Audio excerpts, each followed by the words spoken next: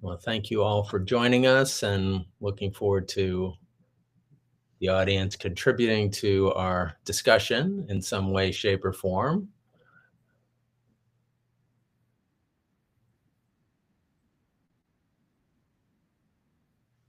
Okay.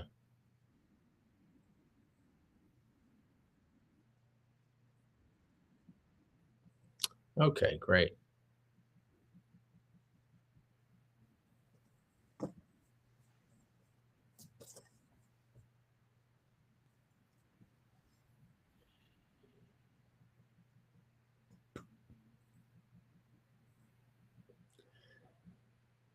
So where are you all joining us from? Patrick, where are you sitting? I'm in DC. Meredith, are you also in DC? That's right. Marvin, you're in DC as well. DC as well. And Peter? I'm the outlier. I'm in Colorado. Okay. Well, at least we have somebody west of the Mississippi with me. Which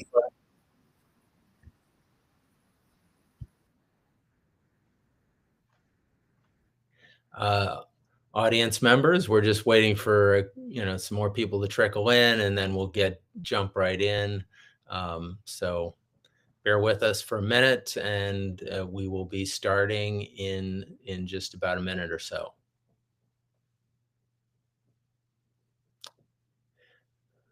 So you're listening to a climate change live stream.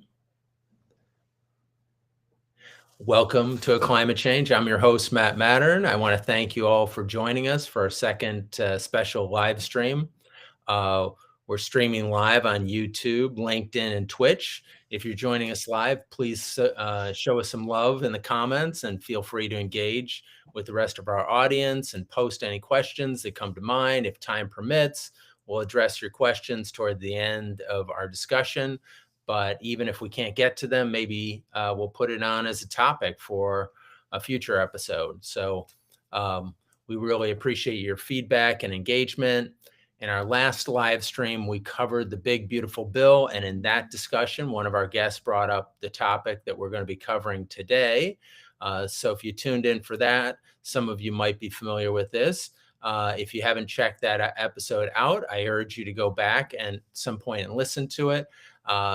This recording will also be available on our feed in the next 2 weeks. So today we're tackling one of the most consequential climate rollbacks in American history, the Trump administration's plan to repeal the EPA's Endangerment Finding. This landmark scientific finding, issued in 2009, forms the legal foundation of every federal climate regulation, from vehicle standards to power plant emissions. Its repeal would not only roll back existing protections, but also strip future administrations of the authority to address climate change pollution in many different ways. So joining me are 4 of the nation's leading climate defenders. We've got Meredith Hankins, federal climate legal director at the NRDC, with over a decade of Clean Air Act experience.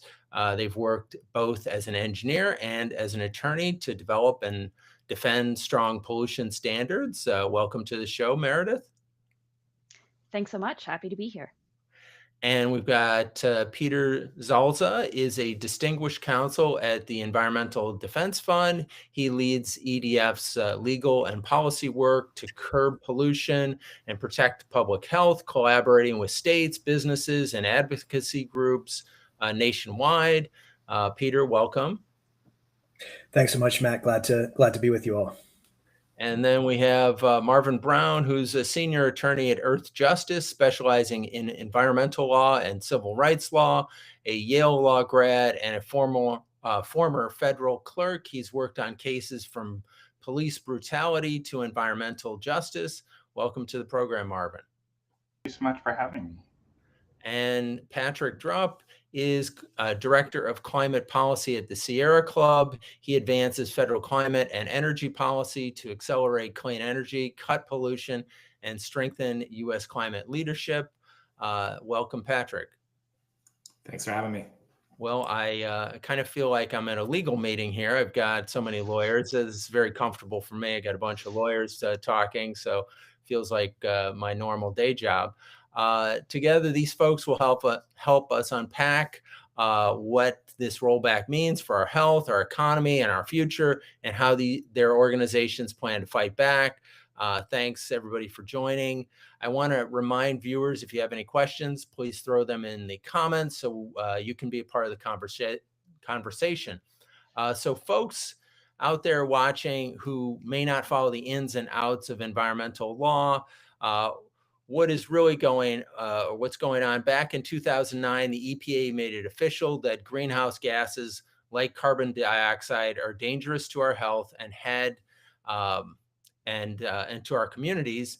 And that finding is what gives the EPA the legal power to set limits on climate pollution from cars to power plants and factories. Now the Trump administration is trying to erase that finding altogether.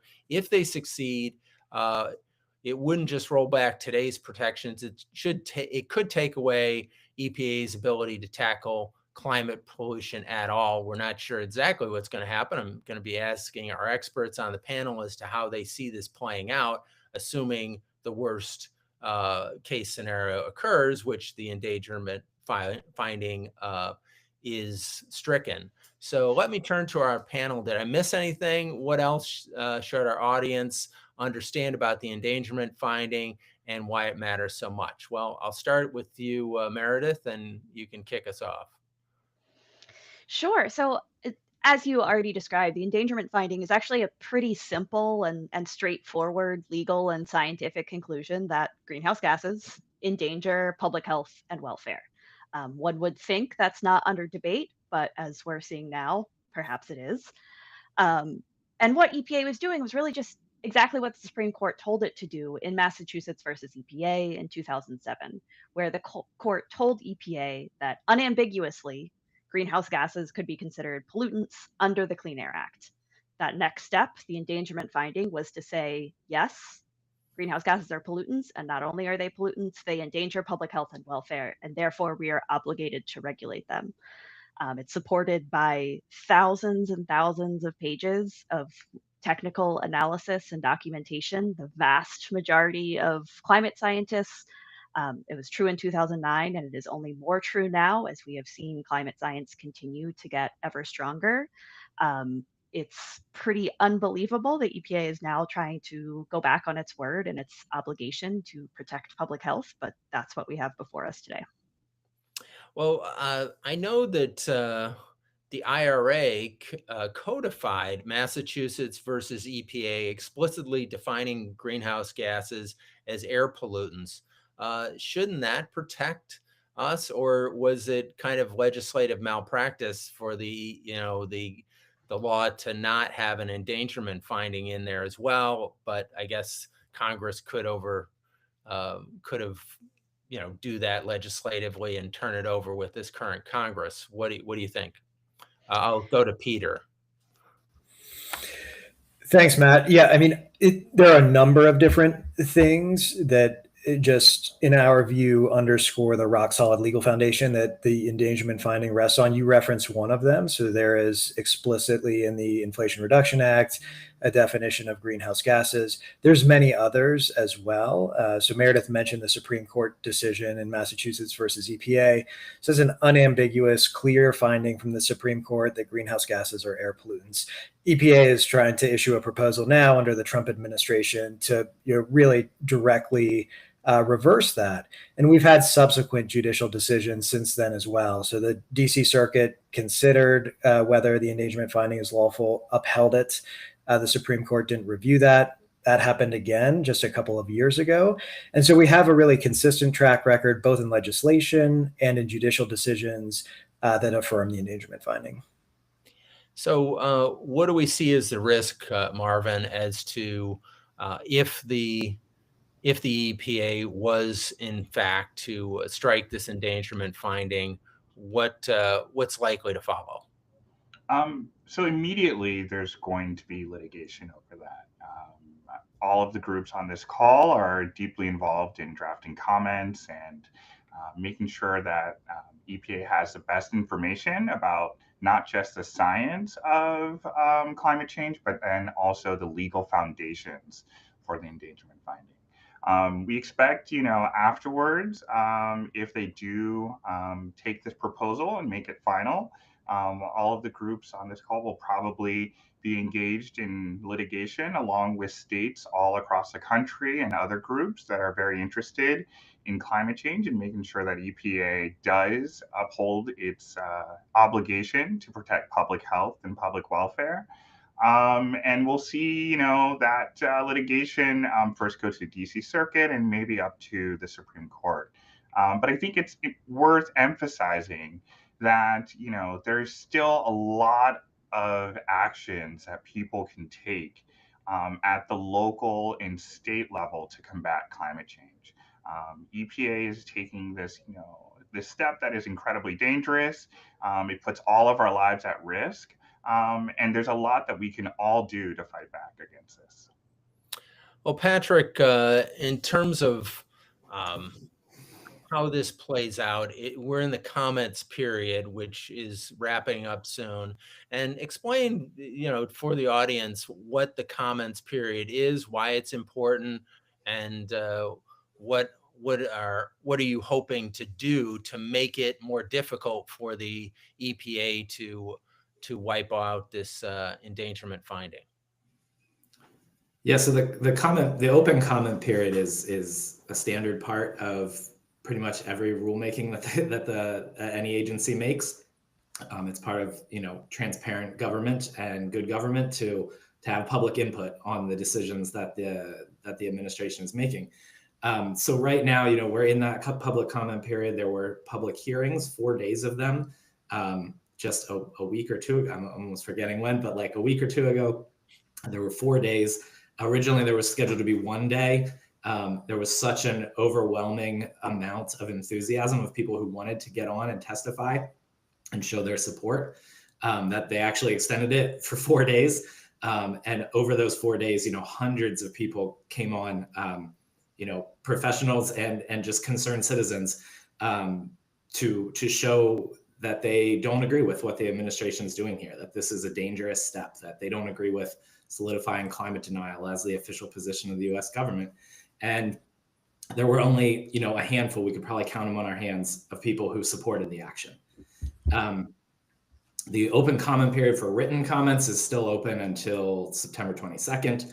Our groups are collecting thousands of comments, tens of thousands of comments from the general public. We're also, as Marvin mentioned, writing technical comments, that get into the legal aspects of things, as well as, the pseudoscience that they're using to put forward this repeal. So it's a really important part of just government.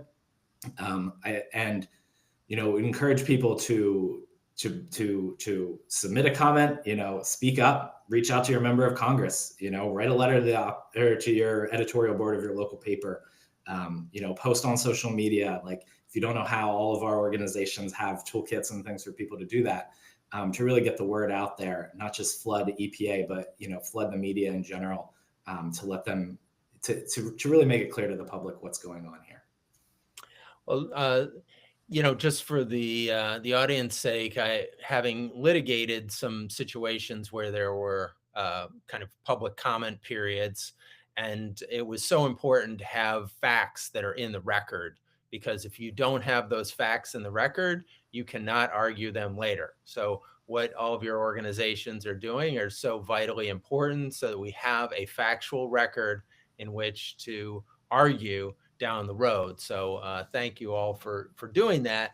And it's telling that there's only a few people willing to stand up and say that this endangerment theory or endangerment finding should go, and that the weight of scientific opinion is so strongly weighted in the favor of the positions that you all are taking, that barely anybody is even willing to stand up there and say, this is wrong. So even the oil companies admit that this CO2 causes these problems. I mean, of course, famously, Exxon had those studies in the late 70s and early 80s showing that CO2 emissions would cause all these problems, and that they would go up to 430 parts per million in like around 2020 and cause all the problems that we're seeing with extreme weather and increased heat and all this. And like they knew, and the petrostates. I mean, I went to COP28,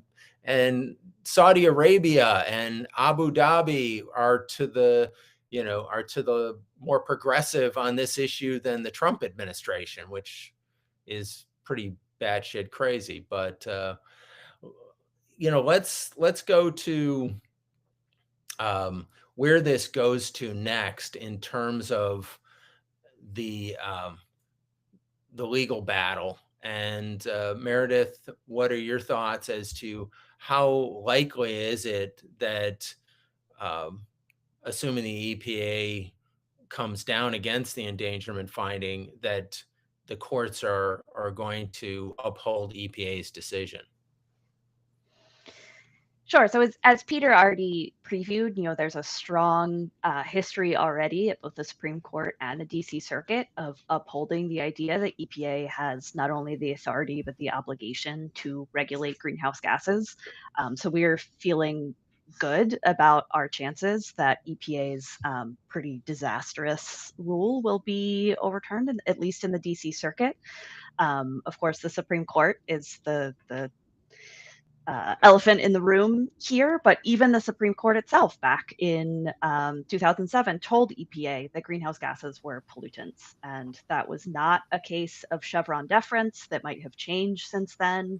That was an unambiguous interpretation of the Clean Air Act. And so if the Clean Air Act has not changed since 2007, which it has not, then the decision should come out exactly the same way. And EPA's attempts to repeal the endangerment finding should go down. And I do apologize. My dog is barking in the background a little bit, so I might jump it to someone else. we haven't heard your dog barking, or he barks very nicely. But I'm a little more concerned about it because I went back and looked at the decision, and Roberts was on the dissent, and a number of other people who are no longer on the court were on the 5-4 side that won. And I'm concerned that the court has leaned further to the right than it was. Peter, what's your take on this? Just to underscore some of the points Meredith has made, the foundation here for this action is incredibly strong. So this is a decision, the 2007 Massachusetts versus EPA decision. That's an interpretation of the statute. So that's statutory stare decisis. Is it interpretation of the statute that didn't, say that the statute was unclear? It said it was clear in what was required from EPA. And so, some of the subsequent decisions of the court, recently overturning the Chevron doctrine, for instance, they don't have a bearing on the questions that EPA considered at that point. So all of that, remains clear. It's something that, courts, including the Supreme Court, should be respecting. And as Meredith said, on the factual side, on the record side, there is just an overwhelming mountain of evidence supporting this action. So it's hard to see how one could argue that, it's not well justified. Well, I guess turning to you, Marvin, as far as the fact that the IRA, the Inflation Reduction Act in 2022, codified that greenhouse gases are air pollutants, does that make us in a better position, put the plaintiffs in a better position than they were in Massachusetts versus EPA? It helps. It definitely helps show, additional congressional intent to show that EPA should regulate greenhouse gases. But it's worth noting, as the court did in Massachusetts v. EPA, that the definition of air pollutant, the term that is being interpreted here, includes agents that can change the climate. And that was something that was added to the definition way back in the 1970s. So it is clear for decades now, as the court found in Massachusetts v. EPA, that EPA not only has the authority, but also an obligation to regulate any type of air pollutant that endangers the public health and the public welfare. And so thankfully, we are resting not just on a decision to add, a definition from the IRA, but also decades of legal precedent, and also the fact that this was added to the Clean Air Act way back in the 1970s. I was born in the 80s, and so unfortunately that was way before my time. But I'm thankful that folks back in the 70s had the foresight to notice that an air pollutant does include agents that can change the climate. It's part of the explicit definition in the Clean Air Act. It is one of the amazing pieces of legislation that Congress has enacted. So when we bash Congress, there are a few pieces, it's a few jewels that they did create. So we give them credit where credit is due. Patrick, what are your thoughts on how the Trump administration and maybe the court, the Supreme Court, deals with this? I was perusing some of the dissents in Massachusetts versus EPA, and for breadcrumbs as to how they might look at this. And some of them were saying, well, they're polluting more over in China and India, and it's not our fault, and we're not doing everything to change the climate. It's other people. Do you see some of that kind of garbage happening, or is there some other fact that might be more artful, or can we hope for actual decency? Yeah, I mean, as the only non-lawyer on this call right now, I'm not going to give any opinion on the litigation pathway. But there's a whole section of this endangerment finding proposal that's scientific rationale, quote unquote, and that's pretty weak too. In addition to everything you heard, Meredith, Peter, and Marvin say about the legal strategy and how strong that is, the science doesn't hold up. They have a bunch of cherry picked data, some misdirection. It's the straight old playbook out of it reads like a 2010 climate denial blog, and it's kind of ridiculous. It cites this study from the Department of Energy, a draft review of climate science that was illegally set up, and then reviewed, admittedly only in 2 months, an incomprehensive review of all of climate science. And the endangerment finding took years to come together. There's been multiple IPCC reports, national climate assessments. All you have to do is look out the window, follow the news to know things are getting worse. So none of the science, none of the citations, none of the foundation and the rationale for repealing this, they haven't done anything to prove that that CO2 and climate change isn't a threat. And that's what they're saying. They're just saying, don't worry, those wildfires that are getting worse and more frequent aren't dangerous to you. Don't worry, sea level rise that's making your house uninsurable on the coast isn't a problem. But they haven't backed that up with any actual scientific evidence whatsoever. And so, I have faith in my attorney colleagues to litigate this and take the best legal strategies, but they haven't really done anything to prove the most basic rationale for actually going after this. And that's because it's a political stunt. This is like red meat for this administration. It's a political stunt designed to benefit fossil fuel companies and billionaire corporations that are polluting our communities. Well, audience members, if you're just joining us, we've got a great group of people here talking about the endangerment finding and EPA's potentially repealing that. And Meredith, what's the next step in this process after the comment period ends? What will EPA do, and what's the time frame for them to do it? Sure. So once the comment period is concluded, EPA is obligated to review all of the comments that were filed, all of the scientific evidence that was submitted into the docket, and they are required to respond to all of those comments and evidence in their final rule. we have heard, and I know Administrator Zeldin has mentioned that these are a priority and they are trying to finalize these rules by the end of the year. That is an insanely fast schedule, which I think speaks to the likelihood that they are not going to adequately address many of our comments and evidence. You know, in a typical administrative rulemaking process takes upwards of 2 years. So to go from proposal to final rule in less than 6 months is pretty unbelievable. But if that happens and we do see a final rule out by the end of the year, the Clean Air Act has a specific provision on jurisdiction that all nationally applicable rules, including something like this, must be challenged in the DC Circuit. And under the DC Circuit's rules, we'll need to file a petition for review within 60 days of the final rule, and then we'll be off to the races in terms of litigation. And in that interim period, or after it is, assume the EPA strikes the endangerment finding, what will change immediately, or will there be a possible, say, hold put on that as far as any actions being taken, Peter?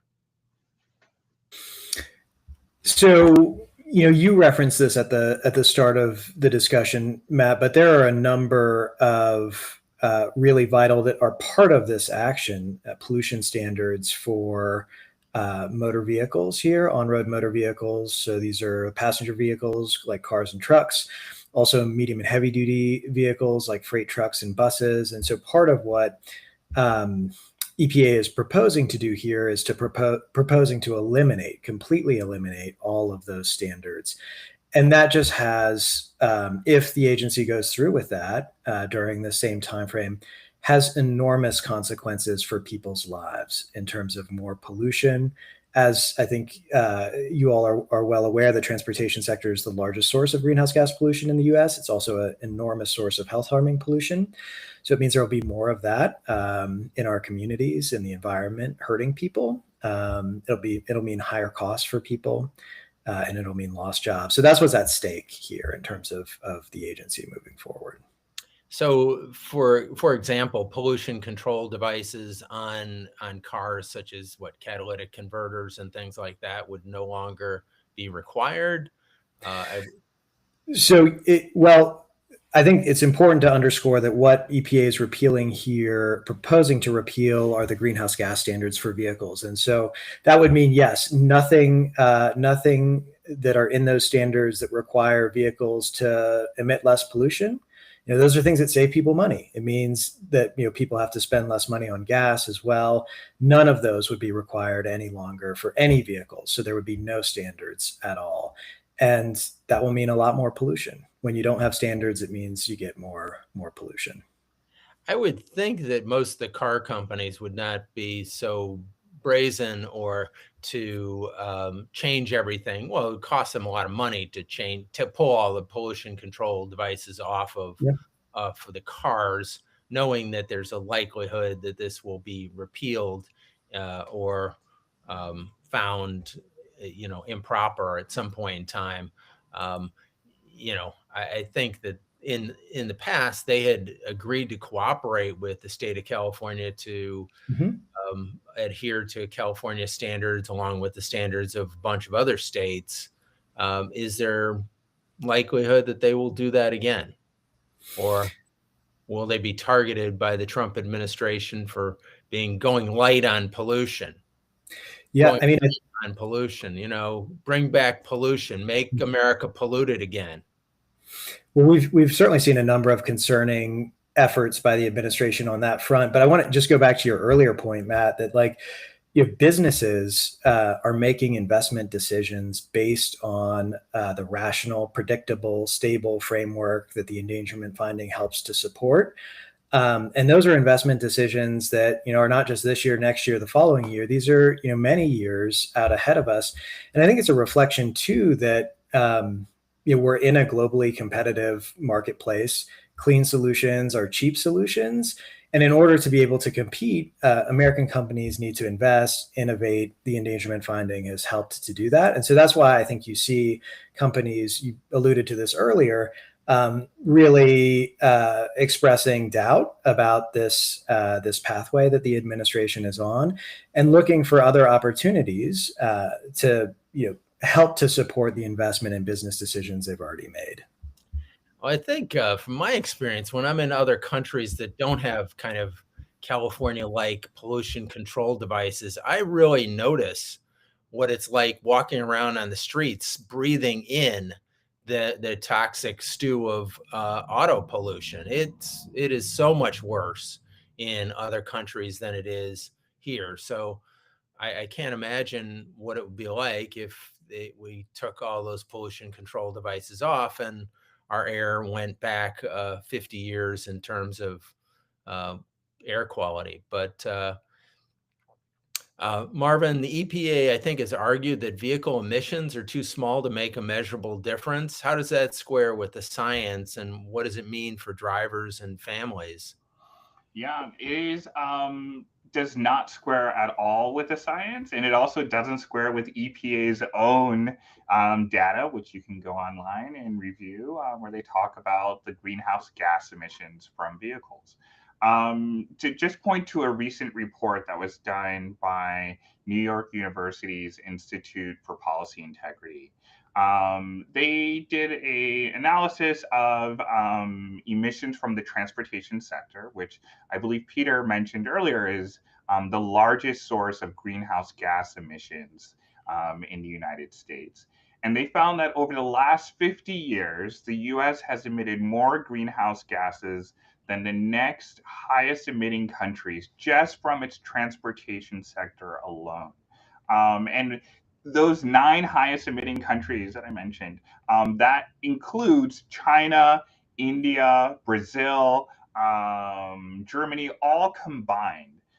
So the greenhouse gases from the US transportation sector is incredibly large. It also causes an incredible amount of damage. That report estimated that in 2022, which is the year that we have the latest complete amount of data, emissions from the US transportation sector alone caused about $350 billion in damages to the climate, and over $53 billion in health-specific damages in the US.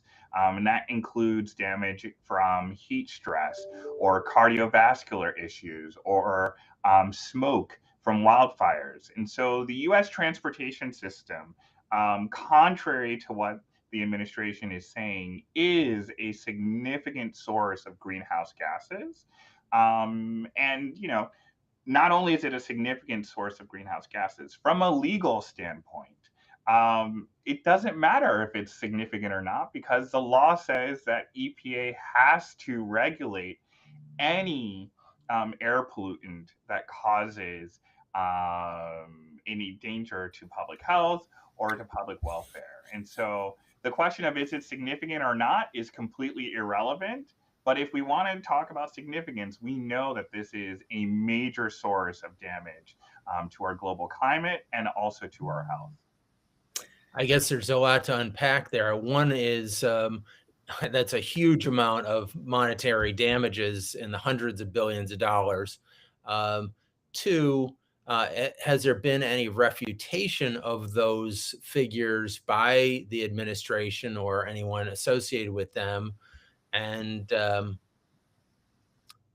I guess those are my 2 questions for now. Yeah, so the administration tries to sort of ignore bad facts. We see this. This is just not just in this rule. This is something we're seeing constantly across different areas, and so they try and portray things as China is producing a lot of greenhouse gases, or other countries are producing greenhouse gases.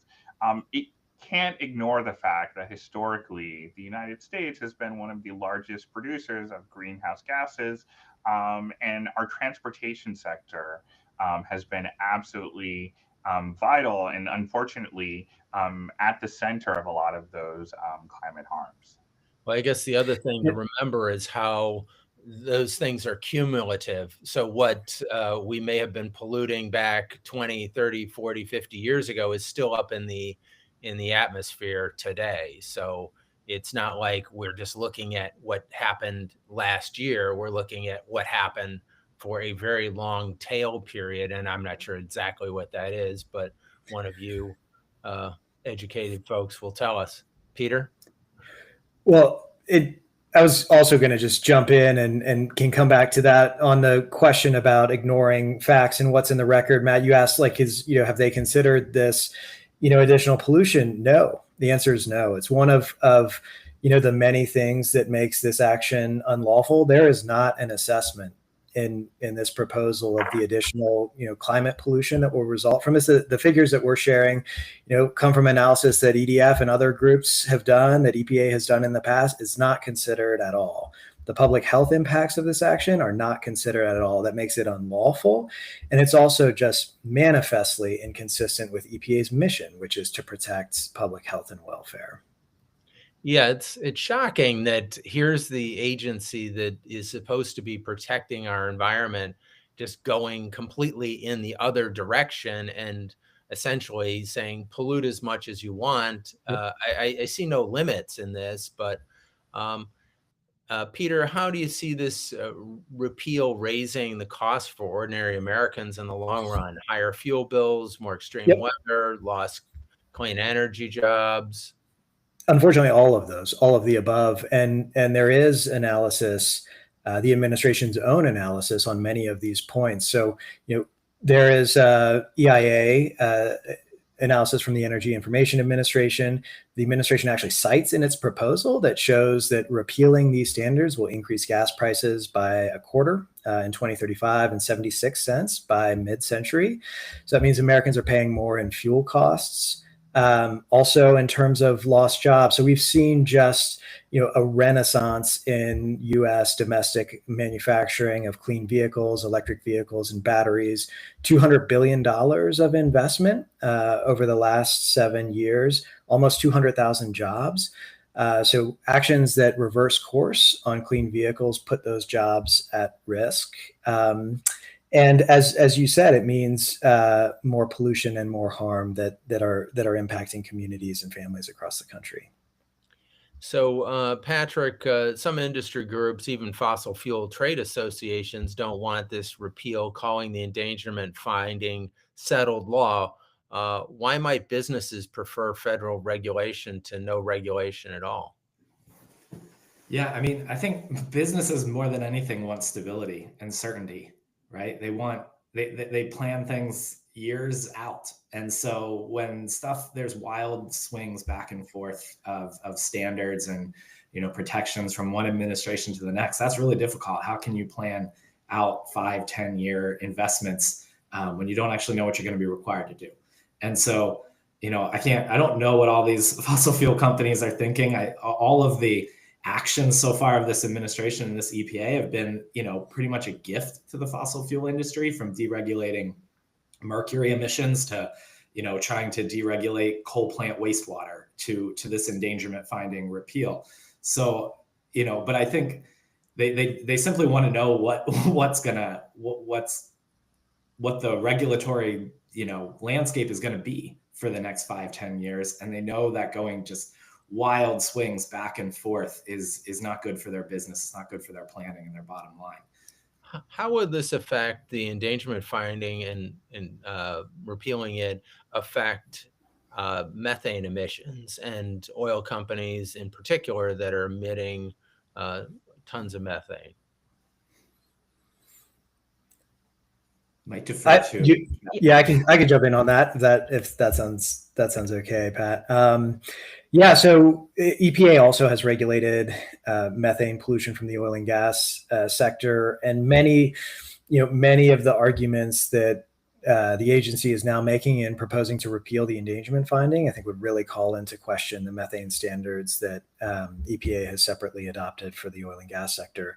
But we have seen, to your question, Matt, to Patrick's point, we've seen the American Petroleum Institute come out and say the federal government has an important role to play in regulating greenhouse gases. It speaks to, we might not agree exactly on what those standards should be, but it speaks to the point that Patrick was making about, the importance of a stable and predictable regulatory framework, because really, like, the problems don't go away, right? Like, we still have, an urgent need to reduce this pollution. The administration is just trying to take away a tool that's rational, predictable, has created a framework that has benefited certainly the environment, but also many businesses. So, could I just jump in with one Sure. more thing on that point? I think another issue that the regulated industry is concerned about is the chaos of 50 states. One of the original reasons the Clean Air Act was passed was because California had started regulating vehicle emissions, and automakers said, whoa, we don't want to have to comply with 50 standards. EPA, figure it out. And if EPA is now disclaiming that federal authority, it opens the door to more chaotic, fractured regulation. And you can see that in the power sector as well. In the Supreme Court case a few years ago, West Virginia versus EPA, we saw trade associations like the Edison Electric Institute, which represents investor-owned utilities, telling the Supreme Court that removing EPA's authority would be chaos. And that it was important to the power industry's planning that they had this strong federal framework in place, so they weren't subjected to 50 states worth of tort nuisance liability, for example. So it's another key part of that regulatory certainty is the importance of a federal framework. Well, of course, it is part of the Trump administration's ethos, I think, to go after California anytime California is trying to regulate pollution. So I'm not sure they will let California regulate. They'll say the federal government has preempted the field and you can't jump in and you can't regulate it. We're going to let no holds barred, pollute wherever you want, however you want. And you can't stop it, states. What do you think about how does that play out, Meredith? I know that's kind of gloom and doom, but it's kind of what it looks like to me. Sure. Well, it's a little hard for EPA to claim they're occupying the field if they're abandoning their posts. By potentially repealing the endangerment finding, saying that EPA has no authority to regulate greenhouse gases, there's no authority left to displace states like California from setting their own vehicle emissions. So in one of the many ways in which this proposal is sloppy and will have unintended consequences is this potential opening of the door to states like California to protect their own citizens, regardless of what EPA is doing. That's a good point. Marvin, how would this rollback affect America's credibility and commitments on the global stage, especially when scientists say we're already at a tipping point at 1.5 degrees centigrade warming? It's very damaging. We know from research that other countries follow what the United States is doing and follow our lead. But I do want to emphasize that in the same way that the effects of climate change is real, the types of solutions that other countries are taking is also real. And we're seeing the U.S., sort of unfortunately lose its, global leadership in this space, and seeing others step up and doing really amazing things.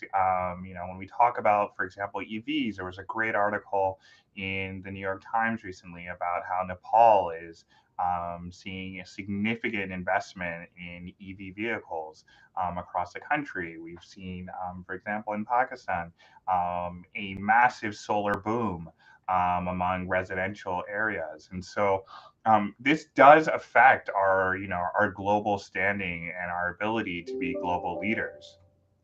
But I think it's worth emphasizing that others are stepping up, and there's a role for us here in the U.S. To fight back against this, and to ensure that EPA and our government is stepping up to the plate. On the EV side with the vehicles, I think it's worth it's worth emphasizing. For manufacturers, everyone recognizes that EVs are the future. And so by repealing these greenhouse gas standards for vehicles, we're not just, introducing more pollution into our communities, but we're also losing our competitive advantage. By these standards, we are helping to push manufacturers towards the technology of the future. And right now, the administration seems to be trying to run towards the technology of the past. Yeah, it's a short-term strategy, and I believe Trump is so myopic in almost everything that he does.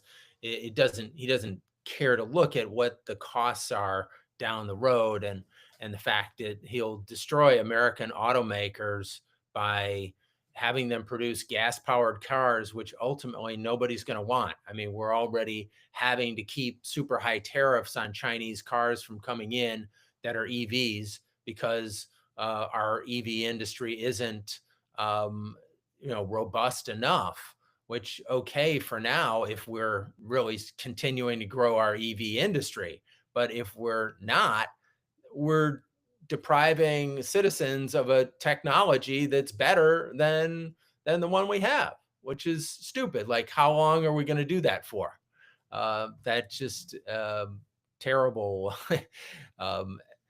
Policy making, and the laws of economics are going to break through. At some point in time, the companies that make the best cars are going to win. And if we hobble our manufacturers, they're going to lose. So if the repeal of the endangerment finding goes through, what does this mean for the climate movement strategy regarding state action or grassroots organizing, litigation? Patrick, if you want to jump in on that one. Sure. Yeah. I mean, I think we all knew when Trump was elected, like we were going to have to refocus, redouble efforts, state and local, like we did the first administration, and have, states that were willing to act, step up, communities that are willing to act, step up. Thankfully, the IRA, as you mentioned, had really kickstarted a lot of stuff and created a lot of new manufacturing, kind of this green industrial boom, and solar and wind projects were coming online faster than ever. And that's going to continue. But certainly all of these, I try to kind of think of all of these things together, not just the endangerment finding, because it's all of the actions cumulative that this administration is taking to attack, whether it's clean energy or like standards for dirty fossil energy. And, it's really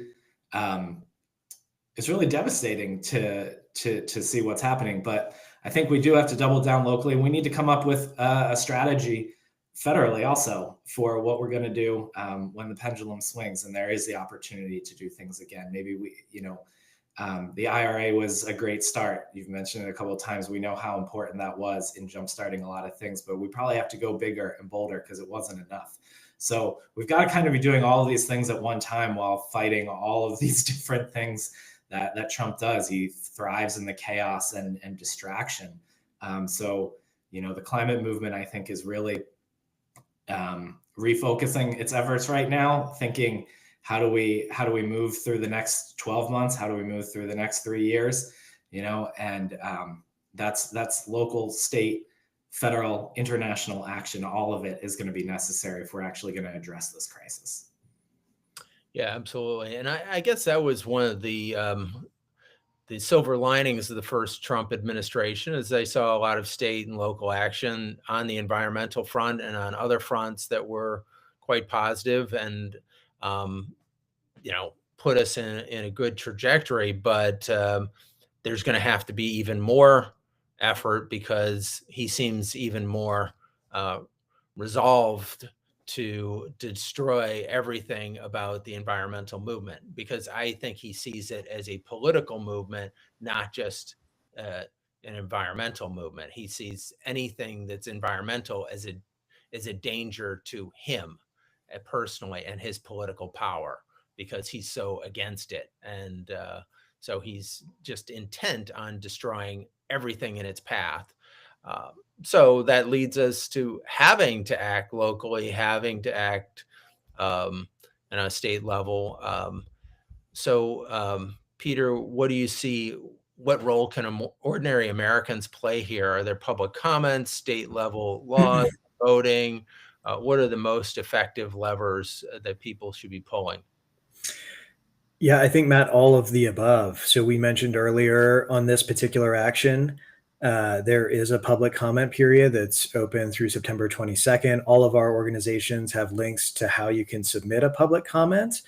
And it's really, I think, vitally important for the administration to hear from Americans all across the country about how this action impacts them. We've been talking a lot about the legal foundations, the scientific foundations. This is intensely personal for people. And I think you heard that at the public hearing, where people were sharing stories about the way that climate pollution has harmed and impacted them. And it's really important for this administration to hear that. And in addition to that, I think you're right. There are opportunities, to engage at the state level, the local level, with legislatures. We have seen states innovating and moving forward with different new additional actions to try to address these harms. And there is just a really vital opportunity to continue and expand that state leadership and a role for all of us in engaging in that advocacy. Well, Peter, I'd like to give you and the rest of our guests an opportunity before we sign off to give your information and where people can contact your organization and volunteer or donate or comment regarding the endangerment finding, and where they can find you on the internet and everything. Yeah, so I'm happy to start off. So we're at edf.org on the internet, and we've got an endangerment finding landing page on our site there that has links to the public comment opportunities, and also background information about the finding, its importance, and some of the additional information we discussed today. Thanks you so much. Meredith, to close, what gives you hope that even if this rollback happens, progress on climate action can continue, and also give us your organization info so that people can plug into what you guys are doing? Yeah, I will drop our action alert in the chat right now. Folks are welcome to use that template to contact EPA about the endangerment finding. I think what gives me hope in this moment is, some of the folks on this call, the way that the environmental community is really coming together and coordinating, and it's really been an all hands on deck fight, and that has been inspiring to see. I think what also gives me sort of a mixture of hope, as well as some sadness, is that, as Peter mentioned, climate is becoming personal. The impacts of climate change that used to be this amorphous hypothetical thing that we've been talking about for 2 decades, you can look right out the door right now and see it. You can look on your utility bill and see the prices going up. And as the impacts of climate change become more and more visible to people's everyday lives, I think we will see climate change once again becoming an issue that matters for people and for voters, and start to redirect our country towards addressing climate change. Absolutely. I think people are seeing it in their insurance bills. I know I have, and I think people all across the country have seen their insurance bills go up because of climate-related weather incidents. And so, Marvin, to you, what gives you hope even if this rollback happens? And also give us the information on your organization and how they can link up with your organization, donate, volunteer. Definitely. Thank you. And I'll also put in our action alert into the chat in case folks would like to potentially submit comments that way, and you can edit it and personalize it to you. I would say, what gives me hope is all of the local communities out there that are doing such amazing work.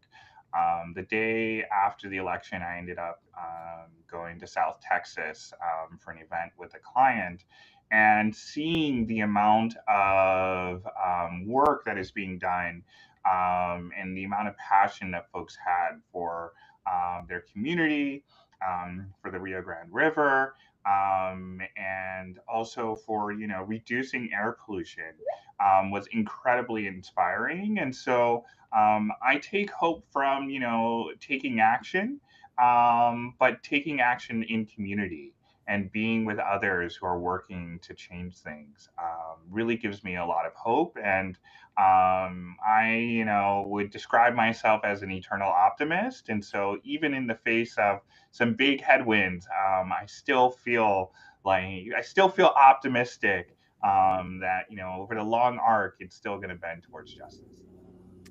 I thank you for that. And yeah, I think the same for me, that millions of people out there are doing this work across the planet, and that incredible work is being done, and it just keeps getting stronger and stronger. And so this is almost a death rattle of the move to try to quash this progress. And it's just not going to be successful at the end of the day. It just can't.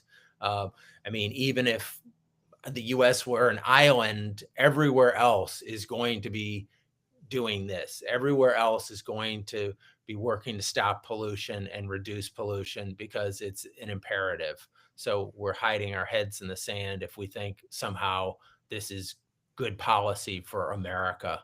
But Patrick, turning it over to you, what gives you hope, and tell us a bit about where they can contact, where the audience can contact you and link up with the work that you're doing. Yeah, I just put our alert also for comments in the chat, like my colleagues. Sierra Club, you can go to sierraclub.org, find out, how you can get involved. We've got dozens of actions, federally, but Sierra Club's unique too, that we have 64 chapters around the country. We're in every single state. We have hundreds of local groups, so find the local group. They're working on things right in their community, whether it's, improving air pollution from, local bans on gas mowers or something like that, all sorts of different things. People are doing great stuff in every single state, in every single community.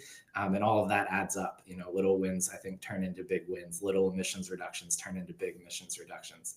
And, that's the stuff that I think gives me hope. We've made a lot of progress over the last couple of years. We've had a lot of highs and some very big lows, but we've also seen our solutions work.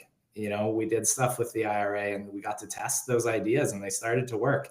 And we saw that, firsthand. And I think people are waking up to the impacts. They're seeing how much they are being affected, and there is no escape from the impacts of climate change. And people are starting to see exactly what this administration is doing and how they are making every single thing they said they were going to fix worse, making electricity bills go up, making pollution worse, making manufacturing worse. And, I think the last thing that gives me hope is really that I know, imagining what the world's going to look like when we solve this, and we know that this is the crisis of our time, and we know that the solutions benefit far more than just stopping climate change. And so that's what I think keeps a lot of us going, thinking about that every day and just continuing to work towards that as much as we can. Well, amen to that. There is a lot of progress to be had out there, and I try to find it, because otherwise it would some of the negative things would drive me nuts. So, I appreciate all the great work that all of you are doing, and I know internally I'm focused on taking the next right step and doing what we can individually. Taking small steps, as all of you had said, are so important. I encourage everybody out there in the audience to take one small step out today, and to make a comment, as the links are there to make comments, let your voice be heard, that this endangerment finding should not be repealed in any way, shape, or form, and that we needed to protect our health here in the United States. This is key stuff, and we should be proud that we have that type of law to protect our citizens. We were at the forefront of protecting the environment back in the 70s, and now to just throw that to the wind is just is ridiculous. But that's all for today's special live stream on the EPA Endangerment Finding. I want to thank Meredith, Peter, Marvin, and Patrick for joining us, and to all of you for tuning in. If you found today's discussion valuable, please subscribe to our YouTube channel. Hit the notification bell so you don't miss our next live broadcast. Share this episode. with your friends, family, network, because these conversations matter. I'm Matt Matern, and thank you for being with us, and we'll see you next time on A Climate Change.